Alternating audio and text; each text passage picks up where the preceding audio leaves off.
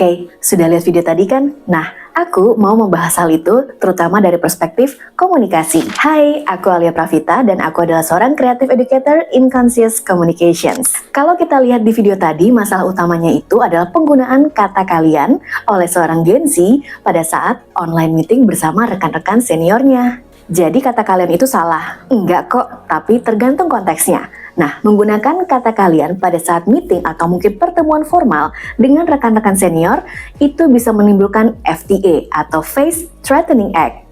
Ingat ya, dalam komunikasi itu gak cuma kata-kata yang penting, tapi bagaimana kemampuan kita untuk mengenali konteksnya atau situasinya. Dan di Indonesia sendiri yang namanya penggunaan bahasa itu menunjukkan seberapa hormat sih kita dengan lawan bicara. Ini dia alasan kenapa sih kata kalian bisa jadi Face Threatening Act.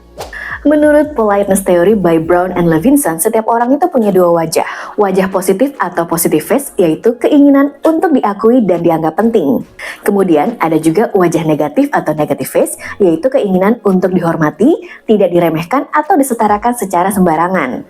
Nah, penggunaan kata kalian oleh seorang Gen Z kepada rekannya senior tentu saja menimbulkan ancaman nih bagi wajah negatif mereka.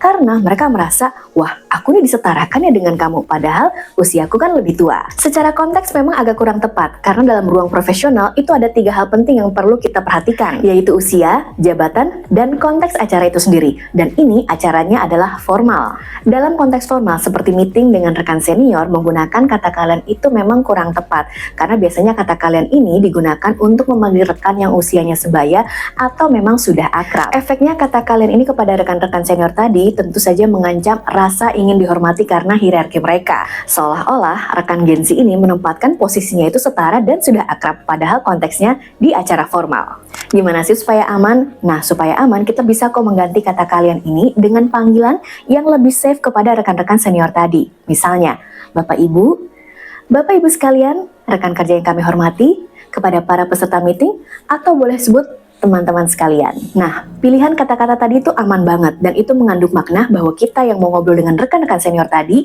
menghormati posisi mereka dan juga menghormati pengalaman mereka. Nah, ini nih pertanyaan yang penting. Kenapa sih Gen Z terus yang selalu dianggap kurang sopan? Tidak semua Gen Z dan juga tidak menyalahkan Gen Z ya. Jadi memang Gen Z ini tumbuh di saat perubahan teknologi itu semakin canggih. Dan ini berpengaruh terhadap perubahan perilaku. Nah, wajar dong kalau misalnya Gen Z itu menganggap bahwa informal yaitu normal. Karena gini, kalau misalnya kalian konten sosmed atau tayangan di TV atau manapun, semuanya itu menggunakan kata-kata yang akrab seperti kalian, guys, bestie, atau lulu pada ngapain. Nah, kata-kata seperti itu yang akrab didengar oleh mereka. Makanya wajar banget kalau misalnya mereka tumbuh tuh menjadi orang yang cepat akrab karena merasa bahwa panggilan-panggilan itu tuh normal-normal aja. Sedangkan nih milenial atau juga Gen X atau misalnya boomer sebelumnya, mereka itu hidup di zaman teknologi itu belum secanggih sekarang, di mana selalu ada yang namanya senioritas dan juga hierarki, tapi mereka juga selalu beradaptasi loh. Makanya ketika dua zaman ini ketemu selalu bentrok, selalu salah paham. Tapi sekali lagi nih, masalahnya bukan pada kata kalian atau misalnya menganggap bahwa informal adalah sesuatu yang normal, tapi sebenarnya kita tuh perlu memperhatikan konteksnya atau situasinya. Jadi, gak usah saling baper ya, tapi lebih baik kita introspeksi atau saling mengingatkan satu sama lain. Hati-hati ya, hanya karena satu kata itu efeknya bisa sampai ke karir loh. Buktinya dikontenin tuh gara-gara ngomong kalian ke rekan senior. So, latih lagi speech level kamu. Lihat konteksnya baik-baik atau lihat situasinya baik-baik, siapa yang akan kamu ajak ngobrol. Bahasa itu adalah adab dan kita gunakan adab ini untuk membuat kehidupan kita semakin indah. Dan yuk saling mengingatkan, saling introspeksi dan saling support supaya kita semua bisa menciptakan ruang kerja yang nyaman bagi semua generasi.